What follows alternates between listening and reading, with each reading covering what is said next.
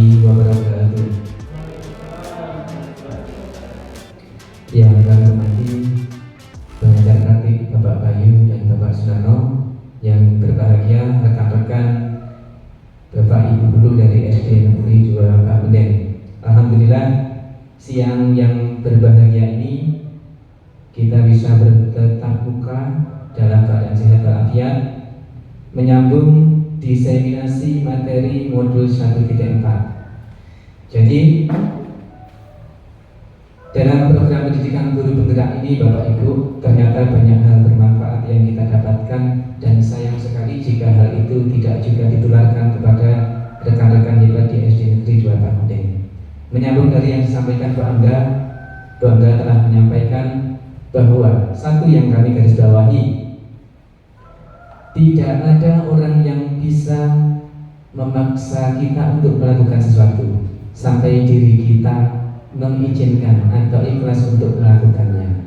Nah, itu yang menjadi pegangan, termasuk dengan apa yang nanti akan kita bahas di sesi ketiga, yaitu tentang keyakinan kelas. Monggo, Bapak Ibu, di sekolah kita sudah akrab dengan peraturan atau tata tertib.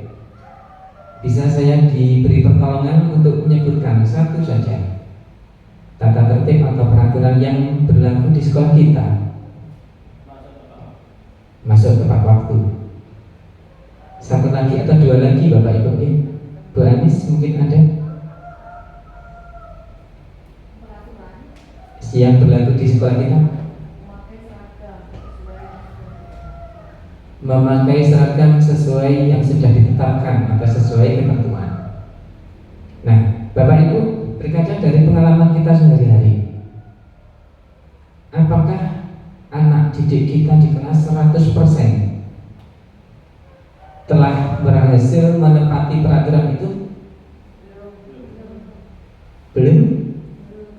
Kalau di persentase kira-kira dari 100% berapa yang 70? Kita masih menyaksikan anak kita terlambat, kita masih menyaksikan anak kita salah seragam.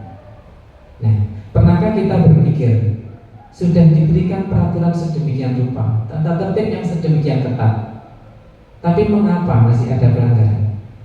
Nah, disinilah dari modul 1.4 kita belajar bahwa mengapa tidak peraturan saja, mengapa harus keyakinan kelas? Kalau keyakinan bahwa peraturan itu memang dibuat agar anak kita disiplin 100%, mengapa masih ada yang melanggar?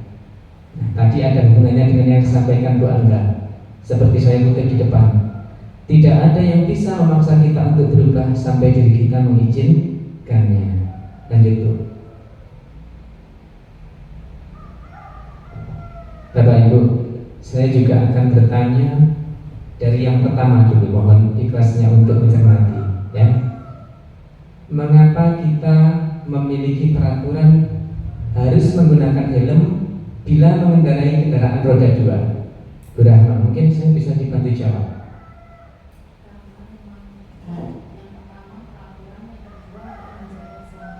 Yang pertama peraturan, yang kedua keselamatan. Andai kata Bu Rahma pergi naik motor, kemudian tidak mengenakan helm, saat ini yang dirasakan Bu Rahma, jika seperti itu kira-kira gimana? Seperti ada yang kurang, ada yang hilang di dalam hatiku, ya. Yang kedua, Bu, nanti kita jawab, ya. Soal yang kedua, mengapa kita memiliki peraturan 3M? Menggunakan masker, mencuci tangan, jaga jarak 1,5 meter. Kira-kira mengapa? Jaga kesehatan. COVID, takut tertular, takut sakit. Oke, kita simpan. Yang ketiga, mengapa kita memiliki peraturan harus datang tepat waktu pada saat mengikuti pengertian? Kalau terlambat malu, biar tidak ketinggalan, karena ada kedisiplinan. Oke, coba di slide berikutnya tolong ditampilkan.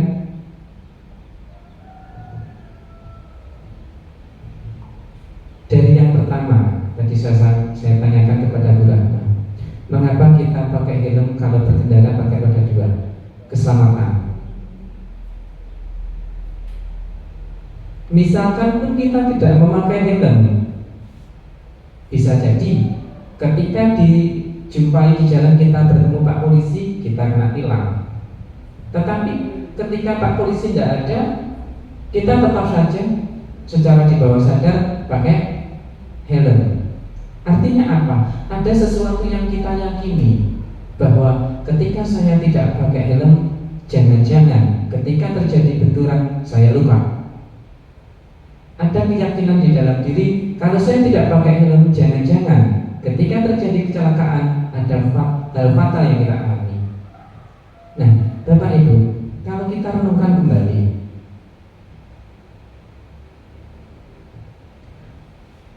ada ataupun tidak ada Pak Polisi untuk saat ini, ternyata dengan kesadaran kita memakai helm, adakah yang memaksa? Tidak, ya? Karena kita sudah di bawah alam sadar kita, helm itu kita memang perlukan untuk keselamatan. Nah, harapannya Bapak Ibu, peraturan-peraturan yang ditetapkan di sekolah maunya kita dilaksanakan anak 100%, tetapi kenyataannya bahkan dikatakan hanya 70% saja yang melaksanakan. Nah, ada apa dengan peraturan? Makanya tadi di depan saya tanyakan, mengapa tidak peraturan? Mengapa kita lebih memilih keyakinan? Ternyata sesuai dengan teori genggaman tangan. Ya, kita tumbuhkan keyakinan sehingga anak melaksanakan peraturan itu memang atas dasar keyakinannya, bukan semata-mata peraturan tata tertib apalagi paksaan. Nah, lanjut.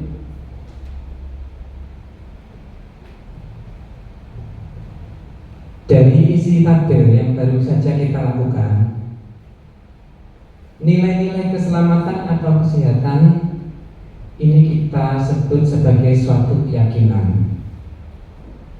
Nah, yaitu nilai-nilai kebajikan universal yang disepakati baik secara tersirat ataupun tersurat, lepas dari latar belakang suku, negara, bahasa maupun agama. Kita sepakat memakai helm saat berkendara roda dua itu adalah demi keselamatan. Kita tengok di kota Blitar atau kita tengok di kota Jakarta, akan ada satu nilai yang sama-sama demi keselamatan. Tidak pandang berbeda sukunya, tidak pandang berbeda agamanya, tapi hal itu tumbuh karena keyakinan bahwa sekali lagi demi keselamatan. Nah, nilai-nilai atau keyakinan inilah yang Bapak Ibu lebih menggerakkan motivasi dari dalam diri, atau kita kenal sebagai motivasi intrinsik. Nah, Bapak Ibu, dari sini saya akan mengantarkan panjenengan mulai untuk mengubah paradigma. Selama ini mungkin di dinding kelas kita masih tertempel tata tertib, masih tertempel peraturan yang itu ketika anak melaksanakannya satu, mungkin saya akan taat pada peraturan ini takut dihukum Pak Guru atau Bu Guru. Mungkin juga saya akan taat pakai seragam, kalau tidak saya malu. Jadi menghindari ketidaknyamanan. Nantinya dengan kita berpraktek pada siang hari ini, kita akan menggeser paradigma kita dari peraturan atau tata tertib menjadi keyakinan. Nah, keyakinan kelas ini diperlukan Bapak Ibu. Kenapa? Yang pertama, menumbuhkan motivasi intrinsik, artinya motivasi yang tumbuh dari dalam diri kita. Kalau sesuatu itu tumbuhnya dari hati kita yakini menjadi milik kita, pastilah kita perjuangkannya juga maksimal. Kita melakukannya tidak ada paksaan, kita melakukannya ikhlas. Yang kedua, seseorang akan lebih tergerak dan bersemangat untuk menjalankan keyakinannya daripada hanya sekedar mengikuti serangkaian peraturan. Yang ketiga, mereka perlu mendengarkan dan mendalami tentang suatu keyakinan daripada hanya mendengarkan peraturan-peraturan yang mengatur mereka harus berlaku begini atau begitu. Nah, Bapak Ibu, kenapa hal ini perlu kami bagikan dalam diseminasi siang hari ini? Karena kami memandang ini sangat berguna bagi kita untuk menjalankan tugas sehari-hari. Kita sering dihadapkan pada anak yang bandel, tetapi kita habis akal bagaimana mengatasinya.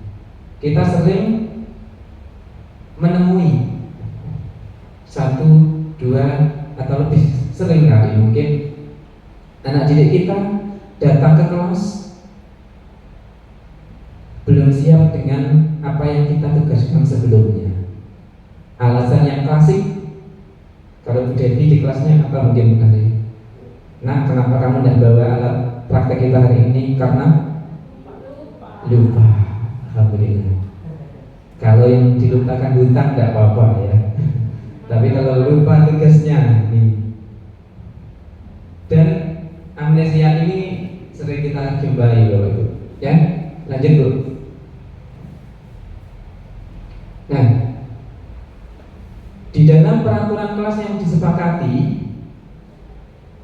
terdapat nilai kebajikan atau keyakinan kelas yang dituju. Jadi sebetulnya Bapak Ibu, peraturan yang sudah didesain, yang sudah ditetapkan, kalau selama ini namanya peraturan tata tertib, Bu Siti, datanya tata tertib itu siapa yang membuat? Sekolah. Kalau di kelas, pimpinannya yang di kelas siapa? Guru. Kalau di sekolah, pimpinan di sekolah? Kepala sekolah. Artinya ada dari atas ke bawah. Ini yang harus kamu lakukan. Jika kamu tidak melakukannya, ada sesuatu tidak nyaman yang akan kamu terima. Jika sesuatu ini tidak kamu lakukan, kamu tidak akan mendapatkan A, reward A atau sepertinya. Itu peraturan. Nah, sebetulnya di dalam peraturan yang sudah ditetapkan sekolah itu ada nilai kebajikan yang dituju.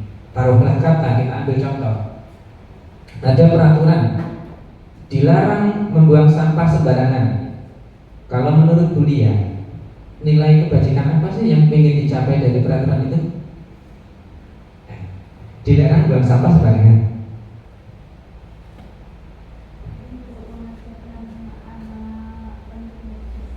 Iya, agar anaknya cinta kebersihan. Ada yang baik di dalam peraturan itu. Dilarang gaduh saat jam pelajaran.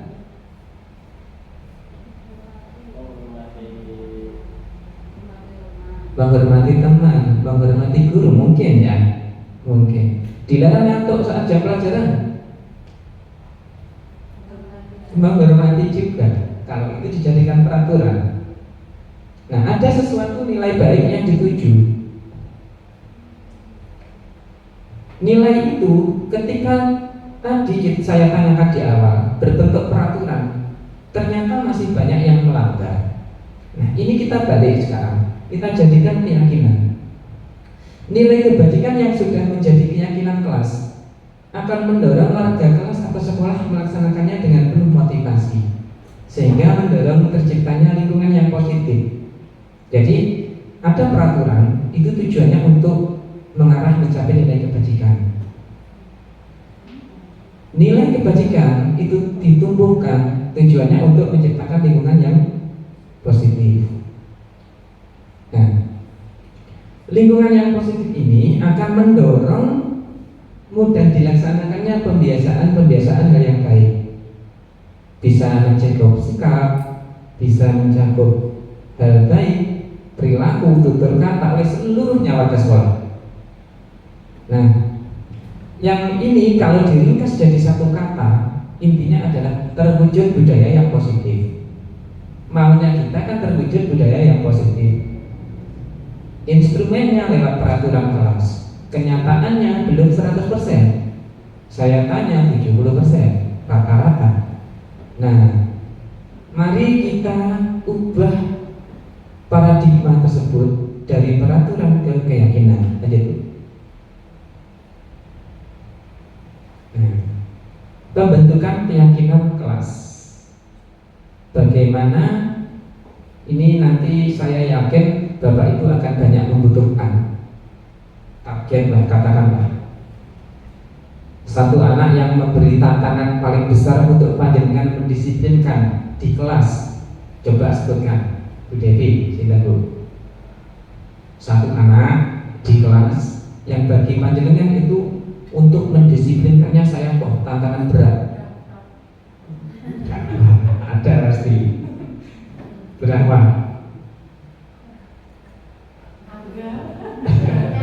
Banyak. Iya banyak. Pasti ada. Jenengan ketika ingat materi ini pasti awan. Pasti. Nah, kalau Bu Arina mungkin Sandi, Bu. Ya Sandi idola. Per kelas pasti ada. Nah, kita coba lah. Itu kita jadikan eksperimen. Manakala peraturan dijadikan keyakinan, nanti hasilnya kayak apa? Nah, Pak Benny mungkin ada pengalaman yang bisa diceritakan ke kami atau ke kita terkait mendisiplinkan anak, Pak. Bagaimana cara kita atau pengalaman kita sendiri terhadap anak-anak terutama kelas bawah itu apa yang tidak seharusnya disentuh itu harusnya mereka sentuh dengan sendiri. Itu bagaimana sesulit di situ kami mencoba untuk mendisiplinkan. Baik Pak Benny, tolong disimpan baik-baik. Nanti setelah ini ada materi berikutnya kita praktekkan. Oke. Bagaimana kita pengen anak tidak menyentuh barang, kenyataannya tetap disentuh. Nah, itu kalau peraturan ya. Nanti coba kita tumbuhkan keyakinan. Nah, bagaimana Bapak Ibu membentuk keyakinan? Sebelum kita berpraktek, ada beberapa langkah. Yang pertama, keyakinan kelas bersifat lebih abstrak daripada peraturan. Kalau dilarang membuang sampah sembarangan, lebih nyata ya. Anaknya buang sampah, itu melanggar peraturan, kita bisa tegur, kita beri sanksi, misal dulu. Tapi nanti kalau keyakinan ini lebih abstrak, Pak. Lebih abstrak. Coba nanti seperti apa? Yang kedua, keyakinan kelas berupa pernyataan-pernyataan yang universal. Kemudian pernyataan keyakinan kelas senantiasa dibentuk dalam positif, kalimat yang positif. Saya tanya sih, kalau dilarang membuang sampah sembarangan, menurut panjenengan itu positif apa kalimat negatif? Mengapa negatif? Dilarang. Padahal hati kita atau insting kita ketika dilarang malah melakukan. Dilarang lihat ada diskon besar-besaran, kita malah lihat. Nah, nanti dalam merumuskan keyakinan kelas, kita tidak merumuskannya dalam kalimat negatif, tapi positif. Nah, keyakinan kelas hendaknya tidak terlalu banyak, sehingga mudah diingat, dipahami oleh semua warga kelas. Tidak usah terlalu banyak, sedikit saja. Yang penting bermakna dan anak-anak meresapinya. Kemudian, keyakinan kelas sebaiknya sesuatu yang dapat diterapkan di lingkungan tersebut. Bisa jadi keyakinan kelas Bu Anis beda dengan keyakinan kelas di kelas Bulia. Bisa juga beda di kelas Pak Benny atau Bu Tia. Tidak apa-apa, karena memang yang bisa diterapkan sesuai kebutuhan kelas tersebut. Nah, semua warga kelas hendaknya ikut berkontribusi dalam pembuatan keyakinan kelas lewat kegiatan curah pendapat. Nah, di poin ini saya mau tanya, kalau begitu dari proses membentuknya peraturan sama keyakinan kelas bedanya di mana, Bu? Bu Ana, coba. Ya. Nah, Ini titik perbedaannya. Kalau peraturan dari atas ke bawah harus dilaksanakan, tapi kalau keyakinan kelas ditumbuhkan dari pendapat anak-anak, kita sarikan, kita sepakati, dan dijadikan milik bersama. Kemudian bersedia meninjau kembali keyakinan kelas dari waktu ke waktu. Namanya keyakinan kelas pastilah dinamis, sehingga periode tertentu perlu untuk ditinjau ulang. Lanjut. Bapak Ibu, saya minta kesediaan panjenengan untuk melihat dua gambar ini. Tadi saya menjelaskan peraturan lebih bersifat dengan kalimat yang nyata, negatif. Keyakinan dengan sesuatu yang lebih abstrak. Bu Anis, saya minta komentar panjenengan tentang gambar ini, Bu. Tidak apa-apa, memang diseminasi ya biar paham. Bangga, Bu. Gimana, Pak? Ini ada dua gambar. Ini berlaku di, saya kutip dari TK Dharma Wanita Persatuan. Yang mana yang merupakan keyakinan kelas? Kiri ataukah kanan? Yang kanan. Yang kanan. Bu Anis bisa mengatakan bahwa yang kanan adalah keyakinan kelas. Apa yang mendasarinya, Ibu? Yang sebelah kanan itu lebih abstrak atau tidak spesifik seperti yang sebelah kiri. Iya. Terima Dan kasih. berlaku secara universal. Sehingga disebut sebagai keyakinan. Beda dengan yang kiri, ya. Yang kiri kita yang sering jumpai di sekolah kita. Baik, kami simpan dulu, Ibu. Sekarang kita lanjutkan dulu. Lanjut, Bu. Nah, ketika Bapak Ibu berkeinginan untuk membuat keyakinan kelas, ini sebetulnya bukan sesuatu yang sulit, karena bahannya ada di sekolah kita. Yang pertama langkahnya berdiskusi, memunculkan peraturan-peraturan yang perlu ditaati. Kalau kita tinjau, apakah di SD 2 Kabupaten ada peraturan sekolah? Ada, ya? Banyak atau sedikit? Banyak. Saking banyaknya, saking berpoin-poin, akhirnya kita tidak hafal, bahkan melanggar tidak terasa. Yang kedua, mengubah peraturan menjadi kalimat yang lebih positif. Contoh, kalimat negatif, jangan membuang sampah sembarangan.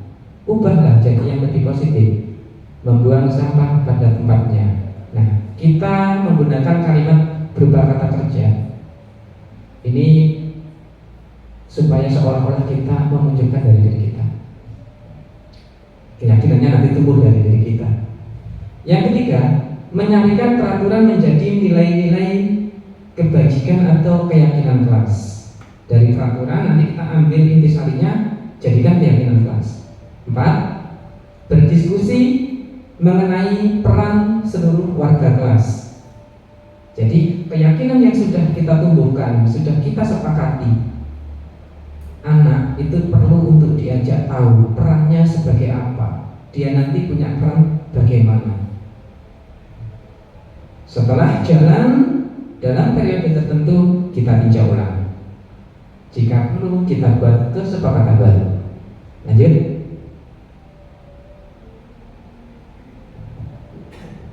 Saya membuatkan satu contoh praktis untuk mengubah dari peraturan menjadi keyakinan. Tolong diamati sebelah kiri, Bapak Ibu, yang berwarna merah. Poin pertama, saling bertegur sapa saat bertemu. Kalau peraturannya masih negatif kan, dilarang acuh tak acuh saat bertemu Bapak Ibu guru. Kita sudah ubah. Jadi saling bertegur sapa saat bertemu. Ini kalimatnya lebih positif. Kemudian mengucapkan terima kasih setelah dibantu teman. Mendengarkan dan tidak ramai saat guru menjelaskan. Itu adalah ucapan-ucapan tindakan yang muncul dari anak didik kita. Kita usahakan begitu, dan bisa terlihat. Seperti poin 1, saling bertegur sapa saat bertemu. Kalau anak ketemu bapak ibu gurunya tidak menyapa, berarti dia tidak menjalankan kesepakatan yang pertama. Bisakah itu dilihat oleh mata kita, bapak ibu? Bisa ya, tampak nih. Nah, mendengarkan dan tidak ramai saat guru menjelaskan. Ketika ada bapak ibu guru mengajar, ada anaknya ramai, apakah itu bisa dilihat? Bisa. Itu adalah keyakinan, kesepakatan. Nah, nilai kebajikan apa yang di sana? Keyakinan kelas apa? Bahwa penting untuk saling menghormati. Sehingga desainnya nanti sebelah kiri bisa panjenengan taruh kesepakatan-kesepakatannya berupa tindakan yang bisa diamati. Sebelah kanannya jenengan tuliskan keyakinan kelas yang dituju, nilainya. Seperti itu. Oke. Nanti lanjut dulu aja, Bu.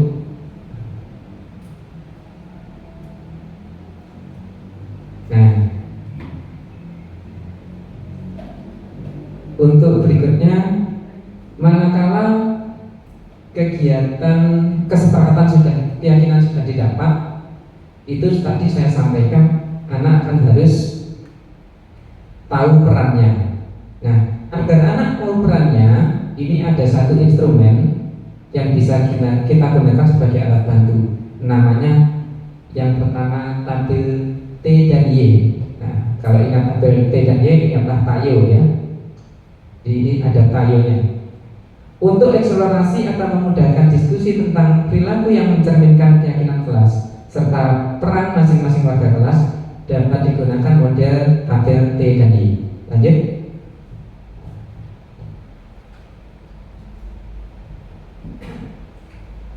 Yang pertama tabel T. Kalau kita bayangkan tabel itu dibelah dua, sisi kiri dan sisi kanan. Sisi atasnya adalah keyakinan kelas, nilai kebajikan yang kita tuju tadi. Misal, tadi kita sudah buat saling menghormati. Nah, kalau kita meyakini bahwa saling menghormati itu penting, perbuatan anak-anak di kelas tampak seperti apa ya? Atau tidak tampak seperti apa ya? Ini biarkan anak-anak bereksplorasi, biarkan ide, jawaban itu muncul dari mereka. Tentu ketika kita berkesempatan bicara, anak diberi kesempatan bicara, apa yang diucapkannya dia pasti ingat. Beda ketika kita yang mendrive itu, memberi itu. Nah, ini yang dimaksud di bagian ini. Tampak sepertinya bisa jenengan jadikan ini.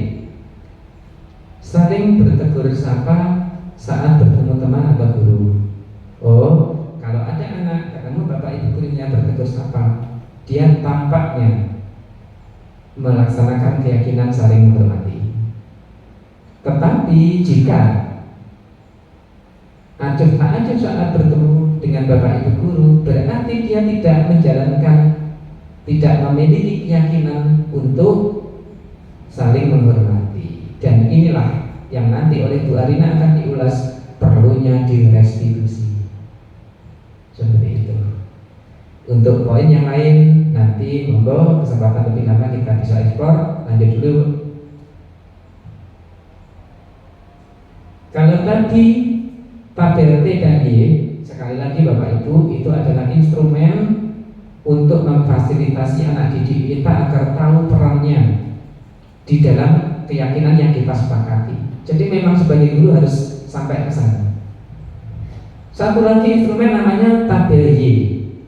Kalau T tadi tampak seperti, tidak tampak seperti. Kalau Y ini ada 3 area. Nah, terdengar, yang kiri terlihat, yang kanan berperilaku. Masih dengan satu keyakinan kelas yang sama, saling menghormati. Jika memang saling menghormati itu jadi keyakinan kelas kita, maka akan terlihat seperti apa? Yang tampak mata akan terlihat anak menyapa teman atau gurunya, anak mendengarkan bapak ibu gurunya menjelaskan dengan sungguh-sungguh. Itu dia meyakini bahwa saling menghormati itu penting. Akan terdengar seperti apa? Akan terdengar ketika ada anak didik kita mengucapkan selamat pagi Pak, selamat pagi Bu, menyapa. Akan terdengar terima kasih ya, kamu sudah membantuku. Dan akan berperilaku saling bertegur sapa saat bertemu teman atau guru. Disinilah kita bisa mengambil posisi agak jauh, melihat dari kejauhan tiga sisi segitiga tabel Y ini. Jadi gitu. Lanjut dulu. Nah, ternyata untuk bagaimana membuat keyakinan kelas sudah selesai. Sekarang lanjut ke bagian berikutnya, kebutuhan manusia dan dunia berkualitas. Lanjut.